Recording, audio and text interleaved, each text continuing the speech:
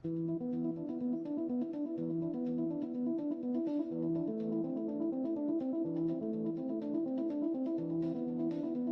sunny and warm, and the locals are sipping tea next to a modern Art Deco building shaped like an airplane. Miami Beach? No. A train from the 1930s chugs from the sea to the capital, 2,400 meters high through stunning mountain beauty. Switzerland? Wrong. A small country that won its existence by defeating a nation 20 times its size. A proud, stubborn group of warriors who act like winners. A land half Muslim and half Christian, where religious conflict is no part of the national psyche. You find a mosque here and a church here, one goes to his mosque, one goes to his, and nothing happened. Where could it be? Africa, that's where. Eritrea, to be specific. In the 1930s, Mussolini tried to turn Eritrea's capital, Asmara, into an African Rome. They called it Piccola Roma, which is Little Rome. And adorned it with playful, modern architecture. Asmara for me is almost like an urban utopia. It's serving as a symbol of Eritrean know-how, that we inherited over the years. From Asmara to the Red Sea, a ride on the train reveals a stunning landscape of geography and people. Eritrea has 9 ethnic groups and 9 languages. We are not like the other Africans. We are Semitic, so we have a lot of Arabic, Hebrew, and Christianity.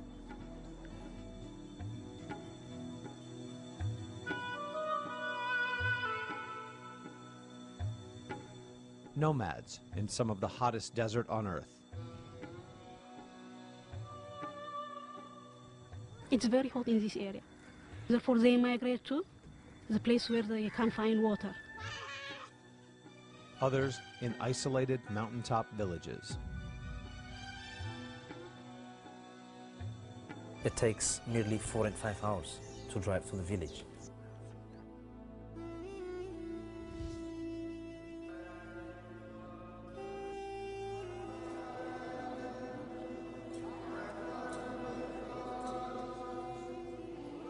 Christian and Muslim. Side by side.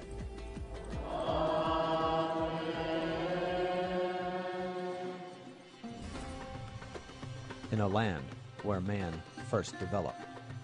It goes back to the Ark of Covenant, with the Queen of Sheba, Solomon, the Old Testament. A land of both the ancient and the modern. It maintained both the modern and at the same time the permanent value of the society. 5.5 million people of different faiths, different ethnic groups, from vastly different geographies. Throughout the history of this country, no inborn major fights have been seen between the regions and the religions. What holds them together? It is their nationhood.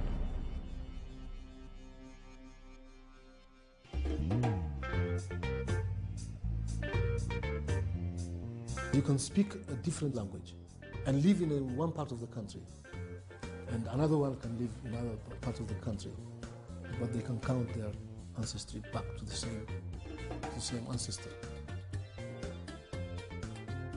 I think our history has been a history of struggle. It took us a long time to free our country.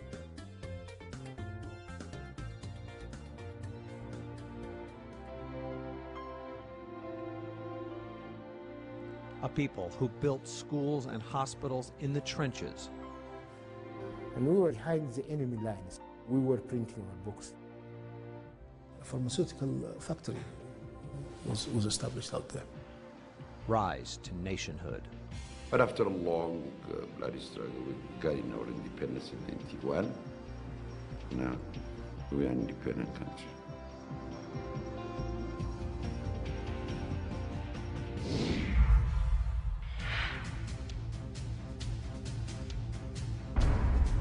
Now, a land of fighters is fighting for its survival under a military standoff with Ethiopia. This is a no war, no peace situation that can tip either way.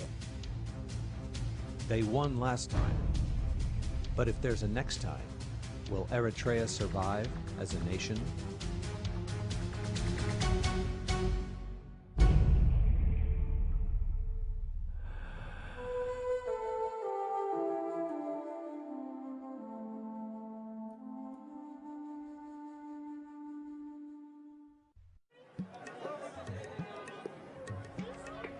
Every Sunday night in this city, many of the townspeople take to a broad avenue and go for a walk. They walk in a beautiful climate, past striking buildings, past churches and mosques. They are walking through a city that was once a radical experiment in utopian architecture and fascism, and is today unique in all the world. The locals call the walk the Passaggero. It is pleasant and calm. And everything that is pleasant about the Passaggero could be gone tomorrow. These people live in a city called Asmara, capital of a country called Eritrea, a nation that stands on the brink between war and peace. It could go either way. Each Passaggero could be its last. But then, Eritreans are used to fighting the odds.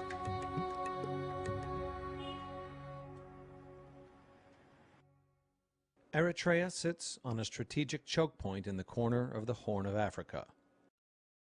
It guards the route from the Middle East to Africa and access to the Mediterranean. It's always been an attractive spot for trade and invasion.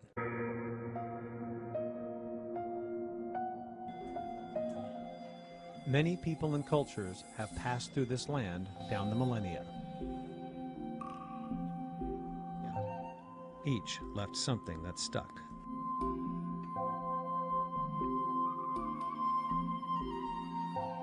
This is a crossroads, and people coming through the sea, from across the Red Sea, people coming from across the western borders, from Sudan, people coming from what is present-day Ethiopia, and so on.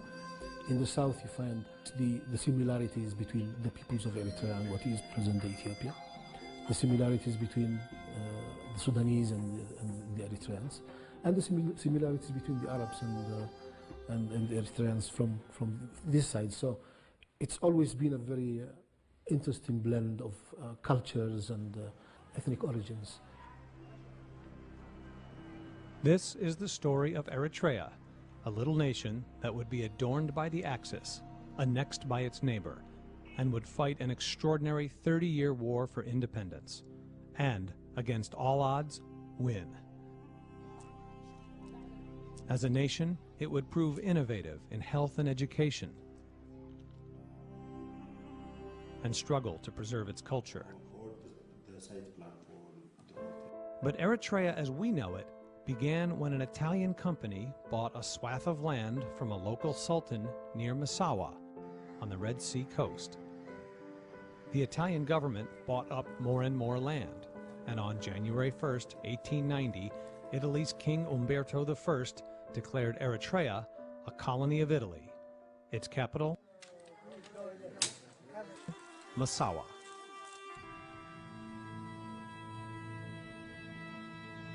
Massawa has long been an important port for goods from around the world.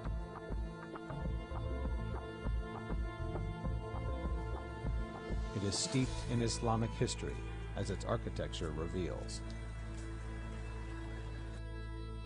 And it is hot and humid. An American visitor once wrote, "Massawa combined, in one spot, the highest temperatures and the highest humidities known anywhere. The next stop beyond Massawa was Hades. But not for the Italians. For them, the next spot would be a climate more Roman and hospitable, 50 kilometers west and 2.5 kilometers higher in altitude. A highland village called Asmara. It was actually 4 villages connected by a road and a church.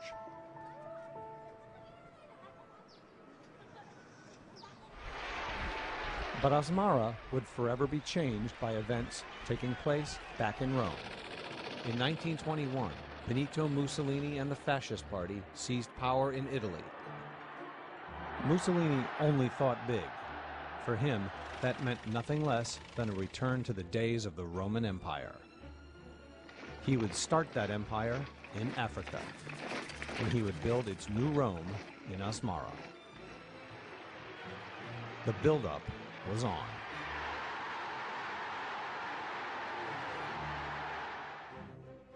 Throughout the 1920s and 30s, Italians flocked to Asmara and started to build.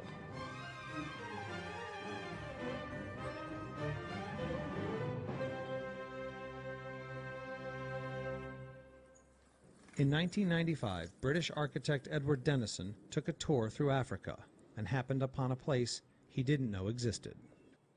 It wasn't until I got to Eritrea that I actually felt that I'd really reached the place that I wanted to see in the whole continent of Africa, and this place was just extraordinary to me, that such a rich heritage and background in my field wasn't known about by the rest of the world, which seemed strange. But it was Eritrea's capital, Asmara, and its quirky modern design that particularly inspired the architectural side of Edward Denison. What Denison would uncover in Asmara was the amazing story of how the new Rome would rise. Asmara for me is almost like an urban utopia. As a built environment, the scale is almost perfect. For me, it creates an environment which is incredibly safe, incredibly pleasurable to walk around. And certainly for African countries, I think a lot of people who don't know Africa well perceive African cities to be quite hostile. But Asmara breaks all those trends. It's phenomenally peaceful. To be able to walk around Asmara is one of the distinct pleasures. In the 1920s, the pleasure was all Mussolini's. While Italians enjoyed the climate in cafes, war planning went on inside these distinct buildings. This style of building happened on purpose. The new Roman Empire of the future would require the look of the future. Whether you call it Art Deco, modernist, or rationalist, it is, above all, utopian.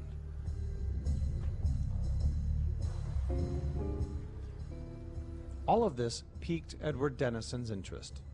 These sweeping buildings were rooted in the rise of fascism. But how?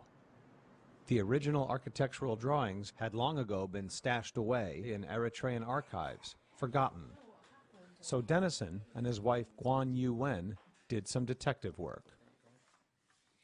So we spent the next 4 or 5 months, almost every day, researching through these archives, around 20,000 files, researching every document from about 1936 to 1974. And there was a lot of art studio. Yeah, it's probably the best renovated building in Asmara. What Denison was uncovering were the secrets behind the construction of Mussolini's new Rome. And what he would discover would be incredible.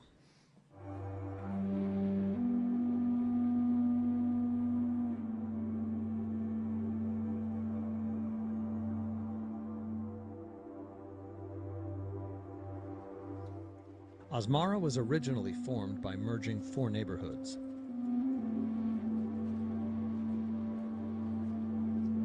And when the Italians came to colonize, they found the 4 villages a convenient way to achieve one of their first goals for Asmara: racial segregation. The colonials segregated Asmara into 4 zones. 1 for Italian,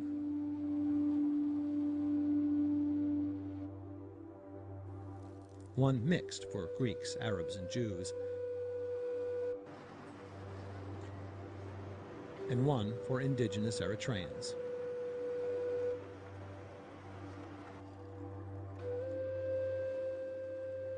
The fourth was reserved for industry.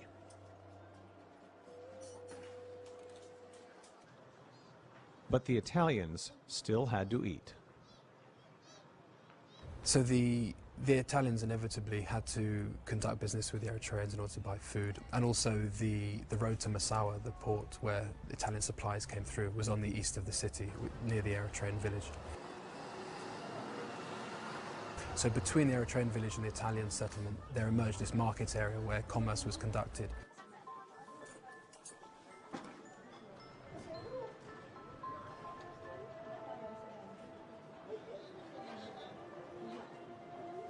Exotic spices, aromatic foods, tropical fruits, valuables from far-off lands. To get to the market, these goods had to come on a perilous journey.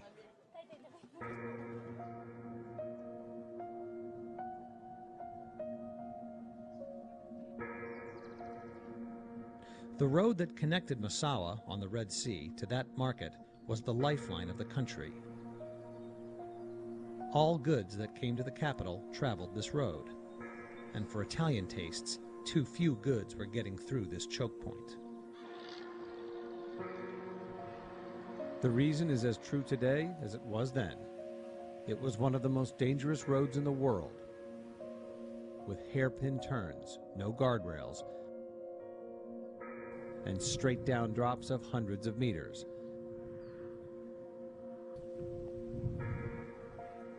So to make this 2,400-meter vertical climb to Asmara, the Italians needed a more reliable pipeline.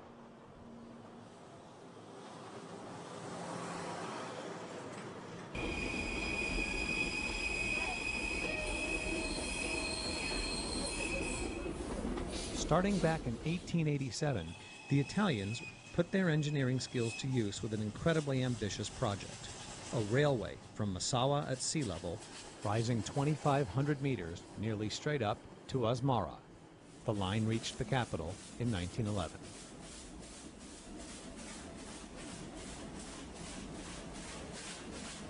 And it's a fantastic feat of architecture out there, you know, I mean the structure. The Italian genius for engineering is phenomenal out there.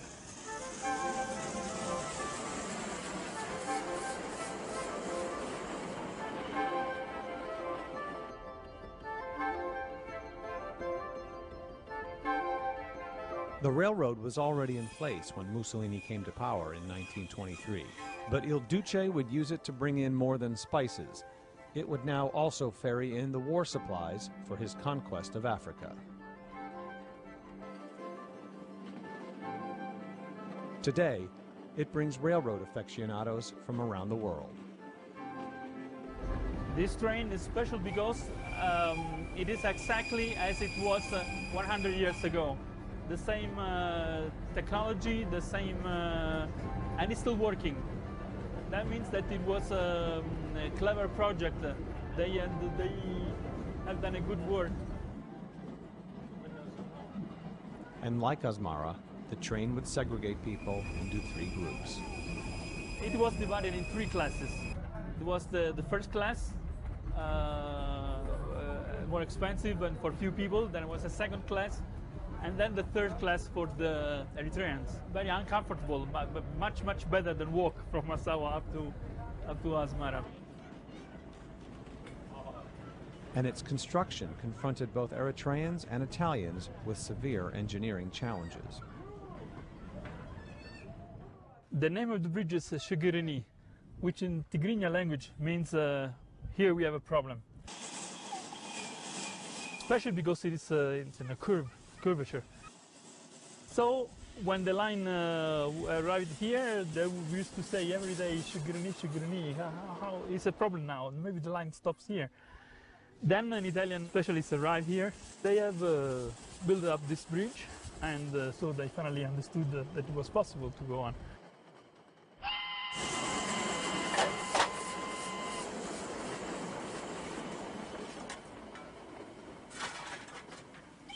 Also on was Mussolini's plan for a new Rome. And it was all very Italian.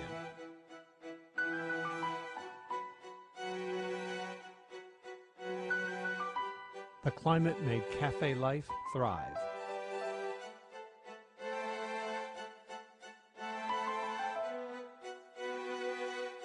And cinemas. Italians were mad for cinema in the 1920s and 30s, so when Asmara was laid out, Mussolini made sure cinemas and theaters were in abundance. Asmara as a city is well adorned with cinemas. It was built during the golden age of film, and the Italians, of course, their love of film, weren't afraid to build the structures to promote that. And there are about 4 or 5 very, very large cinemas, especially for the country the size of Eritrea, in Asmara. A culture developed in Asmara, of a culture of going to the cinema as a family, you know. And this was at times when movies were really movies also, you know. I mean, I remember long lines of people lining up to see films like, I don't know, Ben-Hur and things like that, you know. I mean, there was a whole atmosphere, a whole culture of the cinema that started with the Italians but continued. But the cinemas were to keep the Italians and the locals happy. What Mussolini was really building was a stage for himself. Well, they called it Little Rome, Piccola Roma, which is Little Rome.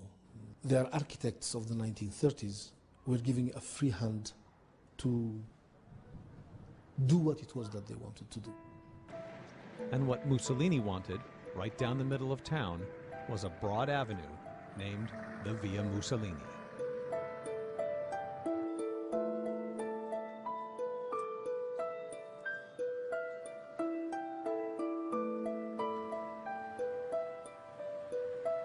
The Italians also loved opera, so that avenue would be anchored by an opera house that would also remind locals who was in charge.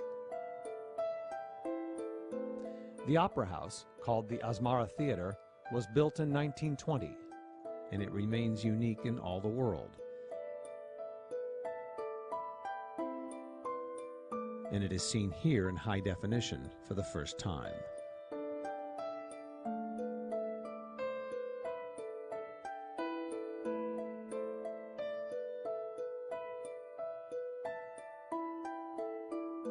It's the most beautiful building inside. The balconies are sort of circular or semicircular in form, overlooking the stage.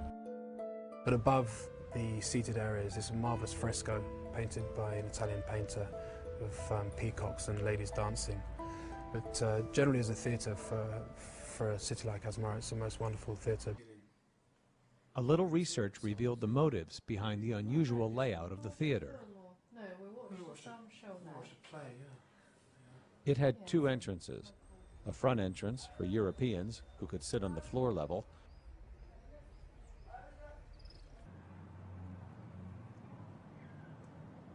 and a side entrance for Eritreans to use. A winding staircase took Eritreans to the balconies, so Europeans would not have to encounter them.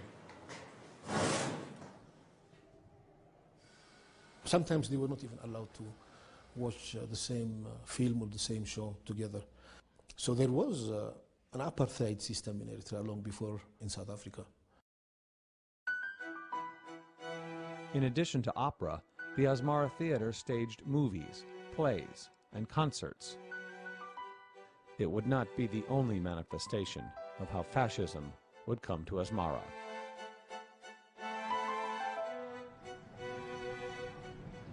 Asmara was in fact being laid out purposefully to facilitate an even larger project. It would be from here that Mussolini would launch his invasion of Ethiopia, using Asmara as its jumping-off point. In the center of Asmara, on what was the Via Mussolini, is another modern building, but not just another. Today, it's the Ministry of Education. But in 1923, this building was christened the Casa del Fascio, literally the fascist house. And again, the blueprints reveal the politics behind the design. Mussolini had planned to come and visit Asmara. And if you've noticed, the Ministry of Education building has the shape of an axe, the fash. The fascist army's symbol was the axe. It would be a fitting symbol. A look at the original Italian blueprints offers more specific proof. A balcony from which Mussolini would address his public. And so he had planned to build a huge square, including the post office, and address the people of Asmara. It would be Mussolini's stage for the opening shots of World War II. Architecture and war were coming together in Asmara. In October 1935, 400,000 Italian soldiers crossed from Eritrea and Italian Somaliland into Ethiopia. Awaiting them were about 500,000 Ethiopians under Emperor Haile Selassie. It should have been an Italian rout. But the Ethiopian military surprised the world with its skill. Their Christmas counteroffensive shocked the Italians with its ferocity. But it only forestalled the inevitable. It took the Italians a year to conquer Ethiopia. They resorted to mustard gas to finish the job. The ousted emperor of Ethiopia, Haile Selassie, fled to London. Selassie warned the League of Nations, "It is us today. Tomorrow, it is you." 3 years later, Hitler invaded Poland. For 4 years, the region lived under brutal fascist rule. Il Duce was still in a hurry. In 1940, Italy invaded its British-held neighbors Somaliland and Sudan.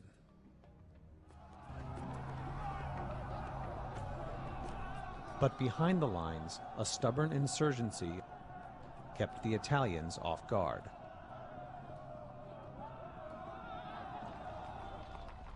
In January 1941, the British launched a counteroffensive into Ethiopia and Eritrea. By May, Eritrea was in British hands, and Haile Selassie was returned to the throne in Ethiopia. But more than 750,000 Ethiopians and Eritreans had died at their hands. In 1943, Mussolini was overthrown, and in 1945, he was executed in Italy by communist partisans. His body and that of his mistress hung from meat hooks in public. Mussolini never visited Asmara. But ironically, his vision for the city had largely already taken shape, and has remained that way ever since.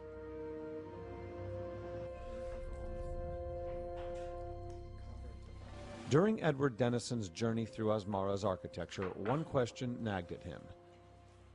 These buildings, though beautiful, are cruel reminders of colonialism, segregation, and violence. Many nations in Africa, once shorn of colonialism, tend to destroy its reminders. But Eritreans did not. Why?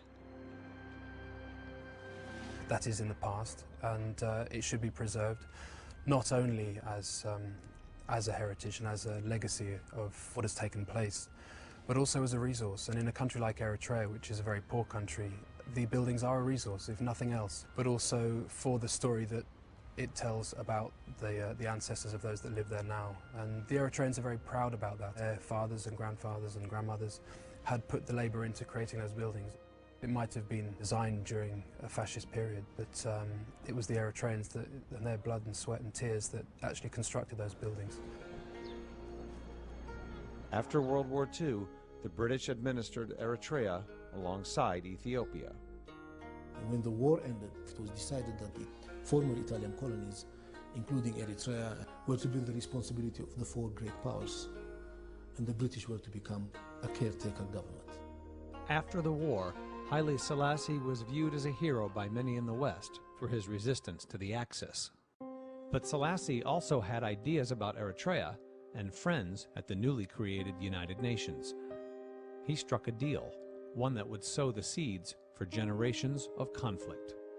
In 1952, the UN voted for a federation between Ethiopia and Eritrea. It seemed fair at the time, but Eritrea soon realized that the fine print worked against them. Eritrea became an autonomous unit, federated to Ethiopia, under the sovereignty of the Ethiopian crown. So there was no federal government set. The Ethiopian government became the federal government. It was called the federation when Eritreans started to realize that they were gypped. If the Eritreans felt gypped in the federation, it would get worse. In 1961, Haile Selassie dissolved the federation. The next year, he annexed Eritrea. This would touch off a 30-year resistance movement that would one day be called the best guerrilla army in the world. These 100-foot-long depots will be completed and buried within 10 days. Hidden in the hills, camouflaged in the valleys throughout Eritrea, is a complex maze of underground workshops, supply dumps, garages, hospitals, schools, and other support. This rare footage from the 1970s shows the subterranean life of Eritrea's independence movement, the Eritrean People's Liberation Front. Since 1961, the guerrillas had been resisting Haile Selassie's rule, and by the 1970s was squirreled away in the mountains, living underground and slowly recapturing territory. But in addition to fighting the Ethiopian army, the EPLF created its own subterranean government. It was a practice government, yes. It wanted, what do you replace it with? I mean, whatever it is that you're opposing, what do you replace it with? And from 1976, 77, 78, the liberation fronts had almost liberated the whole of Eritrea except for 4 or 5 towns. Local knowledge of the rugged terrain made it easier for the Eritreans to gain and hold territory, and to put the territory they held to use. The very first thing the fighters started was a school. During our army struggle, we started our schooling in 1976. We call it Zero School. Zero School or Revolution School. I happened to be one of the founders of that school, the Revolution School. We used to call it the Zero School. It was the code name for it. This Revolution School has contained or accommodated children of the fighters, of displaced people, of the people who live around that area, liberated area. This school acted as prototype where we developed our curriculum without any help. Little by little, the fighters created a functioning society literally underground, complete with hospitals, factories, and road and vehicle networks. Little industries cropped up everywhere, all sorts of things. We didn't have shoes, so we started to produce shoes in the field. A pharmaceutical factory was established out there. And the semblance of a government, complete with its financial section, administrative section, and so on, developed out there. Running an underground government means multitasking. Schools and health programs were run in tandem, while an underground section nearby fits new stocks to captured or damaged weapons. Machine shops rebuilt captured Ethiopian weaponry, or melted them down to make ammunition of their own.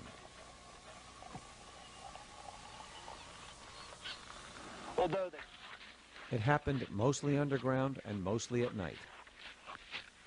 The fighters had no international allies and faced in Ethiopia, a country 20 times its size. Yet somehow, the Eritreans were winning. By 1977, the fighters could, if they dared a daylight foray, see the city of Asmara, held by a 10,000-man Ethiopian garrison. They had come to the gates of their capital. But then, stalemate. The Ethiopians mounted an offensive and the fighters withdrew. It would take another 16 years for the fighters to achieve independence. The Soviet Union supported Ethiopia. The U.S. was aloof. The Eritreans, given little chance of success, received no international aid for their fight.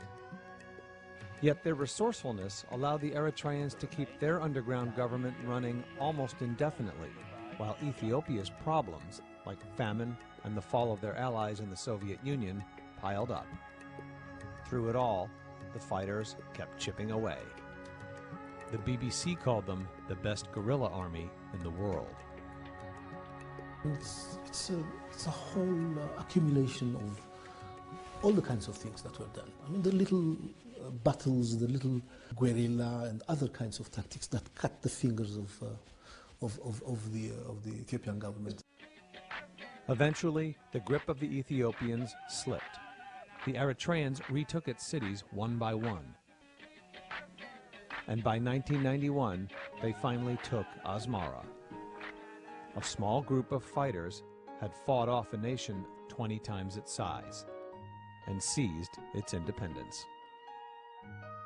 Everything that went into winning that war, everything, all the philosophy, all this education that we're talking about, all the little factories and things, all the effort, the whole effort, and the support that the whole of the population was giving the EPLF made me realize that at last we've got it. In 1993, there was a United Nations brokered referendum on independence for Eritrea. The vote was 99% yes. Eritrea became a sovereign nation and a member of the UN. Now, Eritrea's practice government from underground was put into place. The Eritreans were now running their own country.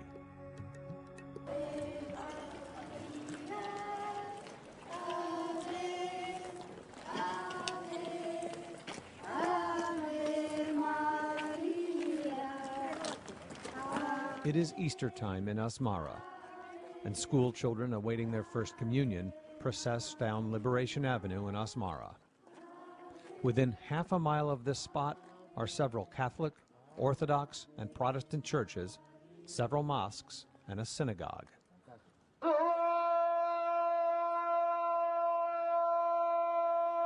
How could a small land of 9 different ethnic groups and languages, half Christian and half Muslim, hang together for 30 years of war, then live together without internal turmoil?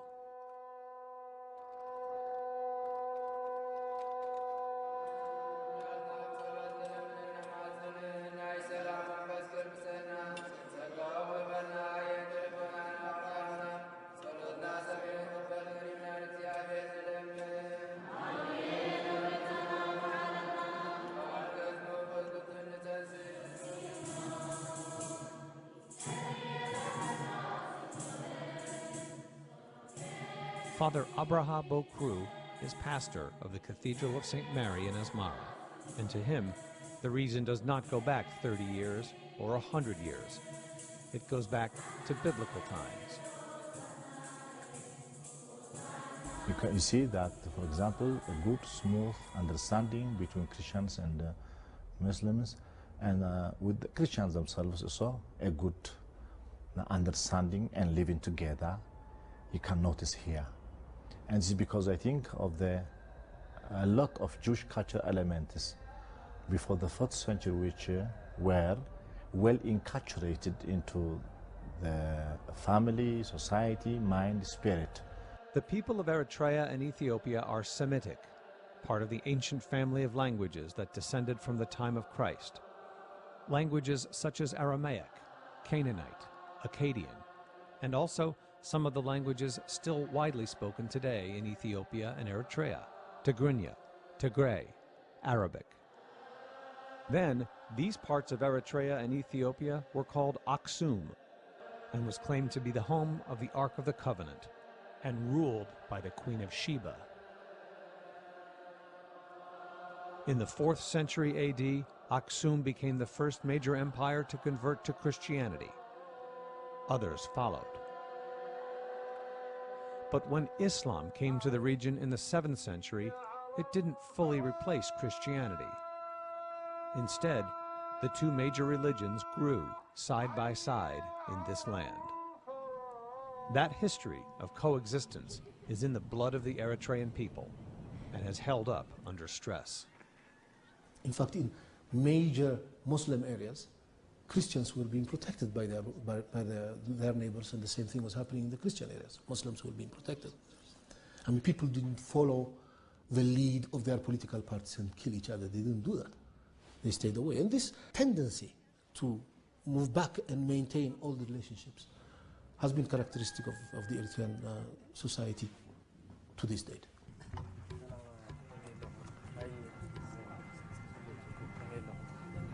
In the highland, where they have Orthodox Christians, Catholics, and Muslims, they have a good, normal, they invite each other, they take part also in any social work or activity or family. For example, when there is wedding, when there is a funeral, somebody dies, then everybody takes part. So his religion remains intact, but he becomes part of the religious and social life. Therefore, they are invited in our feasts.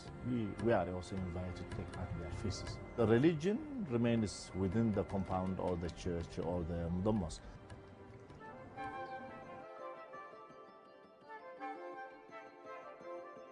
There is no question about it. There is an air of serenity to Eritreans.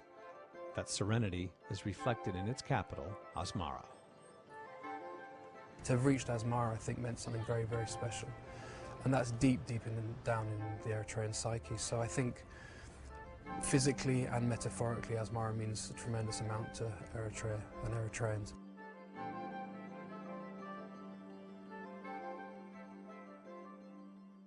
That serenity would be put to the test immediately upon independence.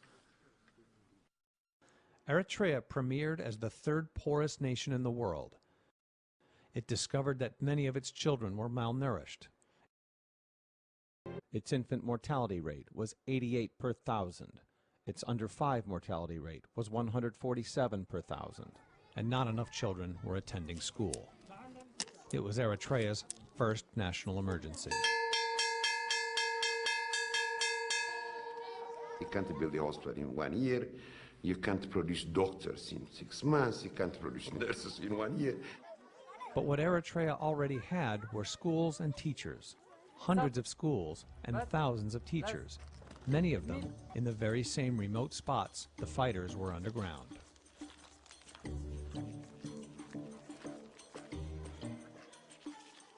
Most of our struggle, of course, was in the countryside, so it was in the most difficult and remote areas. So we were able to work with the most undeveloped part of Eritrea. Which set up an intriguing possibility. If education and health could go together in the trenches, maybe they could also in peacetime.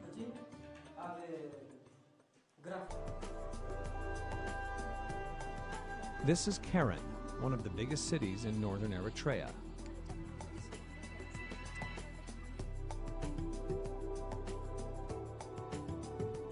And it is here that part of a huge national experiment is taking place. One teacher from each school in the area has been sent to this classroom for urgent training, how to spot small health problems before they become large. Problems like ear infections, skin infections, stunted growth, rotten teeth, and poor eyesight. If teachers can spot these problems early, disaster can be avoided later. It's not just being done in Keren. This training has happened in every region of the country, and every school is represented.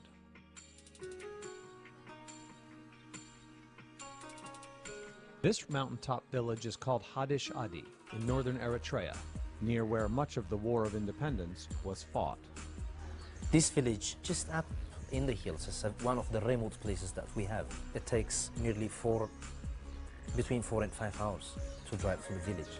That's if you have a car, which these villagers don't.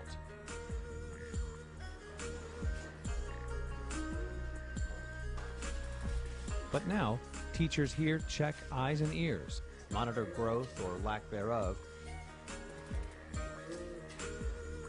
they are able to refer children to the nearest health outpost for basic treatment.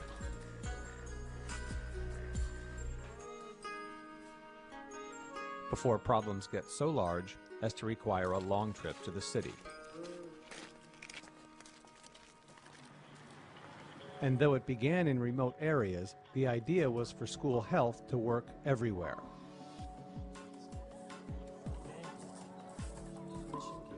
Every school in Eritrea receives basic health services. From the northern hills to the city to the deserts of the Red Sea. But how to reach nomadic people?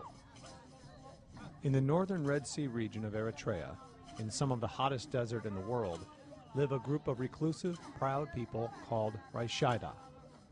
The Raishida are nomadic and have retained a measure of autonomy in Eritrea. You can spot a Raishida woman by her colorful veil.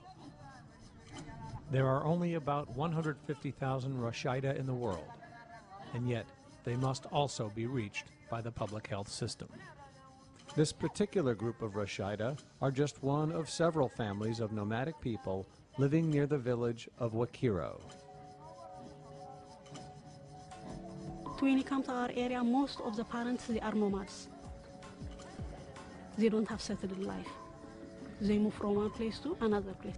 During June, July, even September, it's very hot in this area.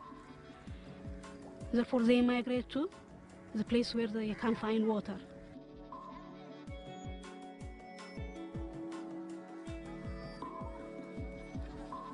But here, too, the teachers have been trained.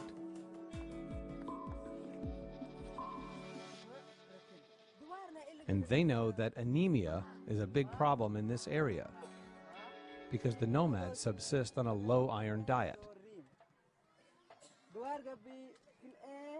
The treatment? A weekly iron tablet to every student each week of the school year that they are in this part of the country. Every child must take 32 tablets in a year because we have 32 academic weeks. And every week a child takes one tablet. Thanks to the iron pill distribution, anemia has dropped from 14% to 4% among children in the northern Red Sea region. Small problems with small solutions prevent bigger problems down the road. The results are real and measurable. Samples show malnutrition among the youngest children down 27%. Death of children under 5 of malnutrition or upper respiratory infection cut in half. Children who attend kindergarten, 30% more likely still to be in school by 2nd grade. Eritrea embraced its historical unity to tackle child health. That unity would have to be summoned again to rebuild something else the war had ruined. During Ethiopian occupation, the railway had fallen into disrepair.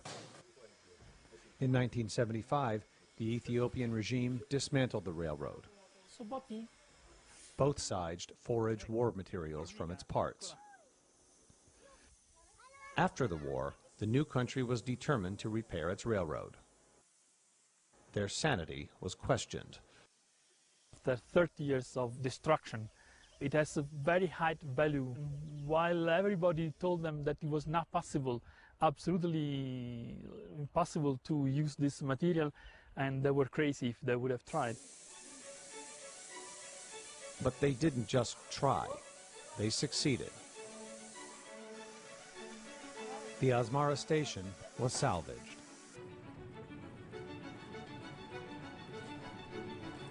Slowly, the line was restored, starting at Massawa.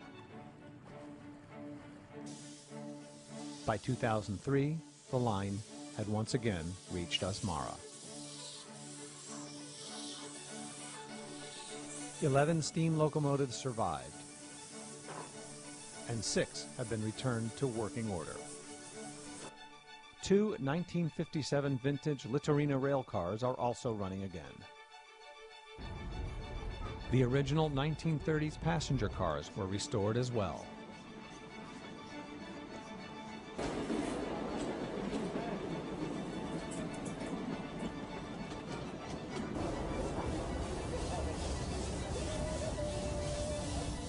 Its capabilities are limited, but the Eritreans returned their railroad to working order without any international assistance or loans.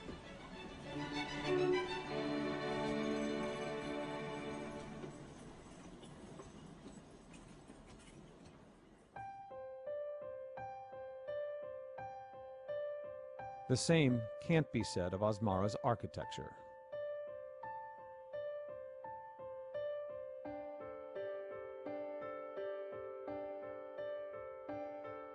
Having uncovered the blueprints of Asmara's past, Edward Dennison embarked upon a mission to preserve these buildings from decay and destruction in a newly independent Eritrea.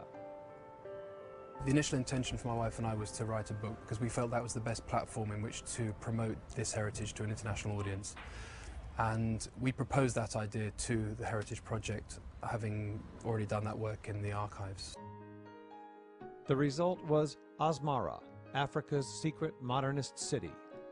It remains the only widely published book about Eritrea's architecture, and it spawned a movement within Eritrea to begin reconstruction work on some of its most treasured buildings. The project, called CARP, brought out architects like Berhane Mahare and Naizi Gebremedine to go over the old blueprints and triage a few of the most culturally valuable structures most in need of repair. For me, it was possibly the perfect job. It was wonderful to know that the work you were doing was able to complement a project that was taking place in Africa, which, in the right circumstances, will help develop, in my opinion, will help towards the development of a nation. The first building on the list, the Asmara Theater.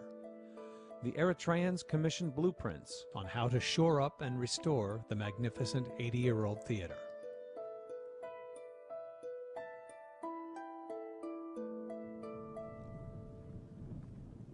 But events would eventually catch up with Eritrea's rise.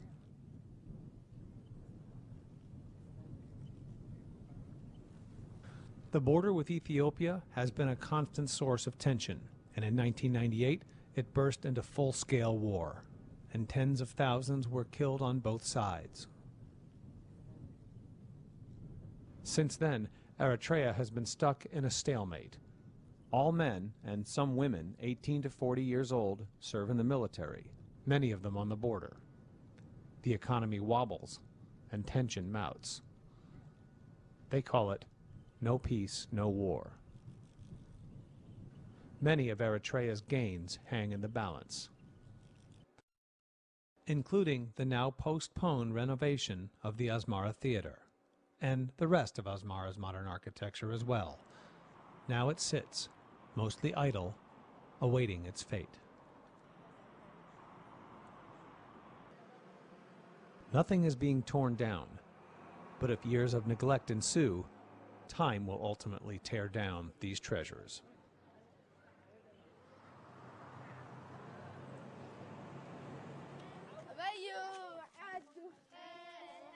The bright spot? Eritrea's school health initiatives, precisely because they are designed to be cost-effective and create a multiplier effect from its teacher workforce, is still in effect.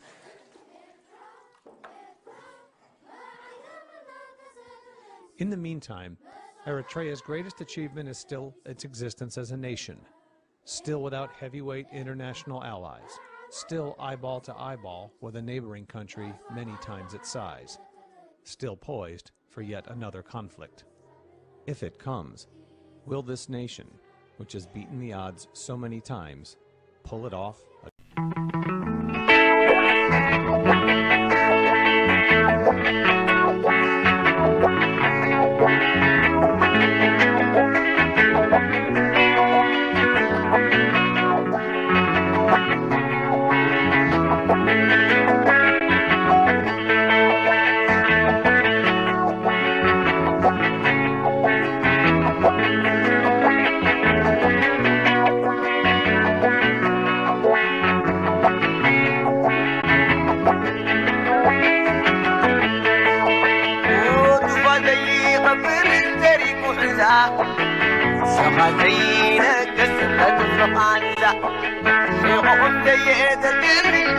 Deka وليد اللعم بال يقول دابا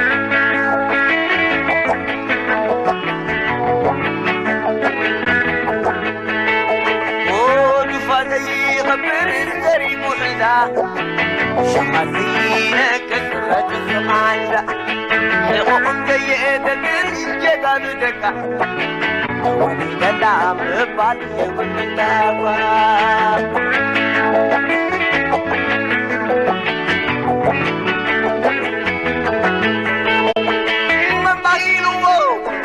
تعاتبنا ما يكخيوبس حاجر كوينا أنا فتحنا تدت كابلت منا تلاتنا نلقل كيبلنا حالي بالبويو تأسسي عيكم متنا قجاز حرسي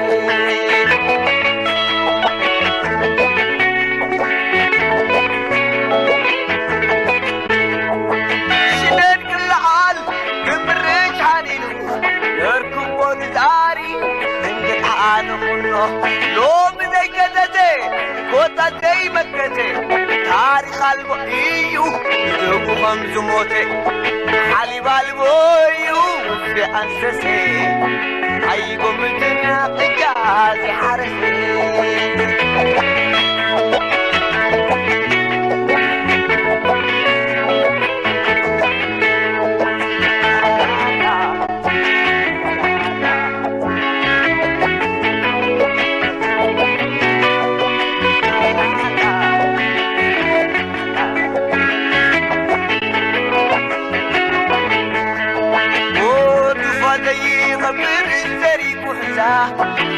شمعتي كسرة السقانجة حقوقهم زي الجدال دكا وليد اللعب بال يقول دابا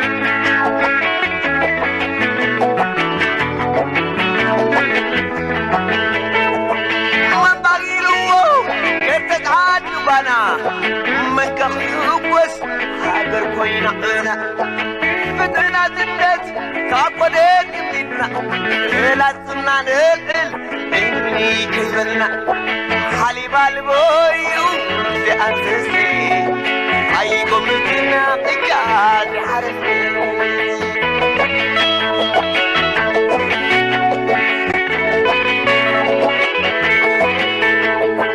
شدد كل عال كمريت عليني يركبون السعاري أنا منه لو بدي كتتي كوتا دي بكتي تاريخ البقيو يجوبو خمس موتي حالي بالبويو سأسسي عيقو ميتنا قجاز حرسي